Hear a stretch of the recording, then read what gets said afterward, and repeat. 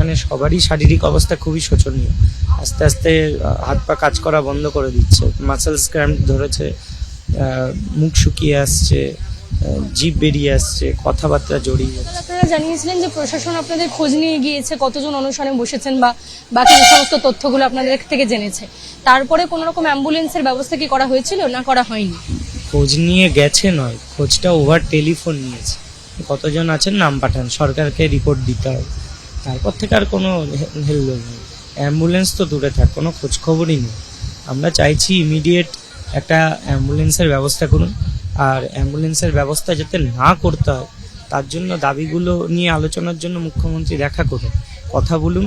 আমরা চাই দাবিগুলো শুনুন, অনেক আলোচনার জায়গা আছে। শাস্তি তারা পাক যারা দোষী, আমরা নির্দোষ হয়ে শাস্তি কেন পাবো? সরকারি ডাক্তার এসেছিলেন? না, কোনো সরকারের তরফ থেকে কোনো পরিষেবা দেওয়া হয়নি। এমনকি এই টেন্ট বাঁধা হয়েছে, তাই জল পড়ছে বৃষ্টির সময়, এখনও জল পড়ছে, বৃষ্টি কতক্ষণ থেমে গেছে। তো তারপরে গিয়েও তাদের কাছে সহযোগিতা চাইছি।